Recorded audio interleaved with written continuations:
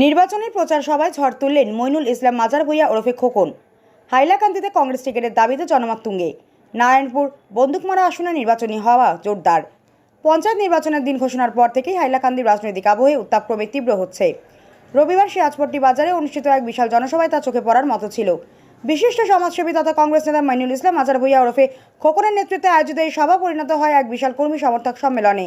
সভায় সভাপতিত্ব করেন প্রখ্যাত আলমেদ্দিন হযরত মাওলানা কুতুবউদ্দিন সাহেব। বক্তব্য রাখেন সমাজসেবী শাহরুল ইসলাম বরভূঁইয়া, আব্দুর রহমান আল লস্কর, কারি নূর আহমেদ লস্কর সহ একাধিক বিশিষ্ট ব্যক্তিত্ব। প্রত্যেক বক্তাই মইনুল ইসলাম মাজার ভূঁইয়ার সমাজসেবামূলক কর্মকাণ্ডের ভূয়সী প্রশংসা করেন এবং তার রাজনৈতিক ও সামাজিক অবদানের কথা তুলে ধরেন। বক্তারা জানান, বিগত দিনে জনপ্রতিনিধি না হয়েও মইনুল ইসলাম মাজার ভূঁইয়া সমাজের সুবিধাবঞ্চিত গরিব অসহায় মানুষের পাশে দাঁড়িয়ে সাহায্যের হাত বাড়িয়ে দিয়েছেন। তার কাজের স্বীকৃতি স্বরূপ এবং জনপ্রিয়তার ভিত্তিতে তাকে এবার কংগ্রেস টিকিট প্রদান করা জরুরি বলেই মনে করছেন সকলেই। সবাই উপস্থিত কয়েক হাজার কর্মী সমর্থক এক বাক্যে দাবি জানান, নারায়ণপুর বন্দুকমারা জেলা পরিষদ আসনে কংগ্রেস দলের হয়ে মইনুল ইসলাম মাজার ভূঁইয়া খোকন জনপ্রতিদ্বন্দ্বিতা করেন। তাদের স্পষ্ট বক্তব্য, যদি মইনুল ইসলাম মাজার ভূঁইয়াকে কংগ্রেস টিকিট না দেওয়া হয় তবে এই আসনে কংগ্রেসের পরাজয়ের আশঙ্কা রয়েছে। সবাই মইনুল ইসলাম মাজার ভূঁইয়া জানান, তিনি গত 15 বছর ধরে সমাজসেবামূলক কাজে নিয়োজিত রয়েছেন। কোনো জনপ্রতিনিধিত্ব না থাকা সত্ত্বেও সর্বদাই মানুষের পাশে রয়েছেন। এবারে নির্বাচনে তিনি সর্বস্তরের মানুষের কাছ থেকে প্রচুর ভালোবাসা ও সমর্থন পাচ্ছেন বলে জানান। তিনি বলেন, পূর্বে আমিও মানুষের পাশে ছিলাম, এখনও আছি, ভবিষ্যতেও থাকবো।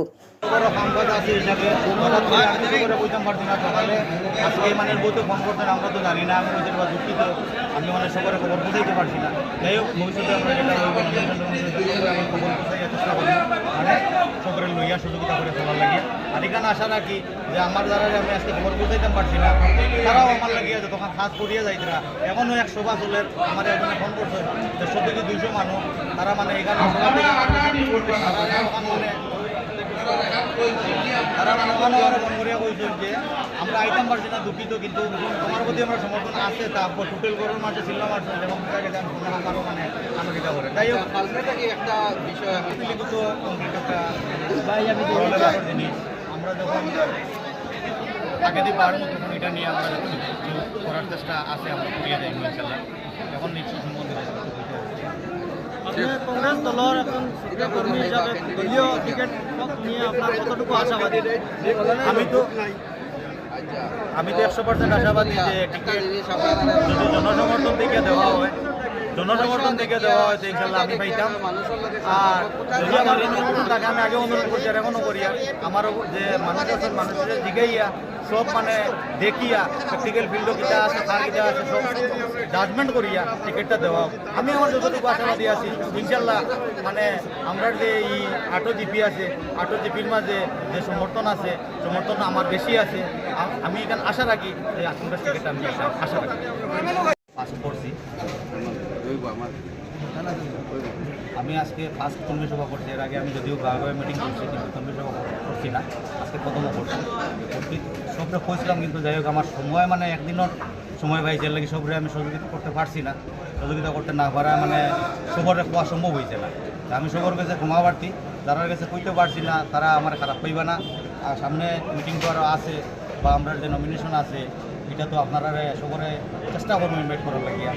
আর আজকে যারা আইসেন তারা বিশেষ বিশেষ ধন্যবাদ, এবং যারা আইতে পারছেন না এরারে অনুরোধ করবো যে আজকে যে আমরা এখান থেকে স্টার্ট হয়েছে কর্মী সভা থেকে নির্বাচনী প্রচার স্টার্ট হইব, সবে আমরা প্রচারটা চালাইয়া যাইতা, এবং ভবিষ্যতে যে জেলা পরিষদ আল্লাহর হুকমে যদি গিয়ে এই জায়গা পর্যন্ত পৌঁছি সবর দোয়া সাহায্য হয় এবং সবর সহযোগিতা, সবর সাহায্য এবং সবরে যে সহযোগিতা করিয়া যেরকম চলতে লাগে এরকম চলিয়া যায়। আচ্ছা, নারায়ণপুর বন্দুকমারা জেলা পরিষদ নিয়ে একটা মানে সমস্যা হইল গিয়ে সিটটা হইল লেডিস। আপনার ক্ষেত্রে একটা তর্ক দেখা দিছে যে আপনার কোনো লেডিস ক্যান্ডিডেট নেই, এই ব্যাপারে একটু ক্লিয়ারেন্স দিবানি আমরা? এটা আমার সমাধান হয়ে গেছে অলরেডি। আমার ক্যান্ডিডেটের নাম হলো ফিরোজা আমিন বল্লস্কর, রতনপুর মানে জিপির মানে মানুষ। আমার মিসেস আছে, আর কোয়ালিফিকেশন MA পাস হিসাবে এটা ক্লিয়ার হয়ে গেছে। যদিও মানে আমারও বিশেষ করে সব অন্য ক্যান্ডিডেটে প্রচার চালা, কিন্তু কোনো সমস্যা নাই, অলরেডি সলভ হয়ে গেছে। আচ্ছা, এখানে আরও একটা দেখলাম যে আজকে তো এখানে বিশাল মানুষ নিয়ে আপনি জনসমর্থন নিয়ে আজকে মিটিং করছে। তো সবের থেকে একটা কথা আইছে যে আপনি যদি টিকিট পাইলেও আপনি খেলতেন, না পাইলেও কিন্তু তাই দিন আপনার ভোট দিতে। তো এই ব্যাপারে আপনি কিতা কইতে চাইবেন? আমি 100% আশাবাদী যে টিকিট আমারে দিবা, জনসমর্থন দেখে দেন যদি ইনশাল্লাহ আমারে দিতা। যদি টিকিট পাই না তো এর বাদে সবরে লইয়া বইয়া আমি যে ডিসিশন লইমু এখন আমি এটা সম্বন্ধে কিছু বলতে পারবো না। বাড়ির উঠানো ধরিলেন সব শক্তিশালী আপনার এখান বাড়ির উঠান পাওয়া যায় তো এই বাজারও আপনি যে মিটিংটা করলেন বাকি যারা নয়া জিপি ইনক্লুড হয়েছে তো এটাত আপনার কেমন প্রভাব কেমন সমর্থন আছে? এখন ইনো যা মানুষও আইসেন সব আমার বাড়ির কেউ নাই সব হইল জিপি লেভেল দেখিয়া আপনারা যদি দেখা লাগে ভোটার আইডি কার্ড চেক করিলেন কেউ রতনপুর জিপির কেউ বাদুরপুর জিপির কেউ রাঙ্গাউটি জিপির কেউ নারায়ণপুর জিপির কেউ হইল নিধাইনগর জিপির কেউ হইল বড়াইলাহান্দি জিপির কেউ আছে সানপুর বালিন্দার কেউ আছে বাটির গুফা ওগুলো সব জিপির থেকে মানুষ আইসেন আপনারা জিপির এখন কইন হাইলাকান্দির লাস্ট হাইলাকান্দির লাস্ট করিমগঞ্জ আর হাইলাকান্দি বর্ডার থেকে আমি আইছি কাম দিলা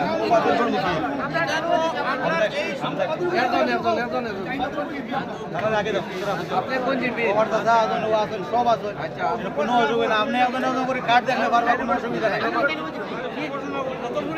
রতনপুর জিপি পূর্ব সোনাপুর আপনি কানপুর কাঞ্চনপুর সব জায়গার আছে আচ্ছা আচ্ছা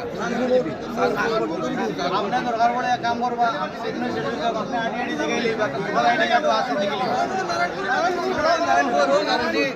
নারায়ণপুর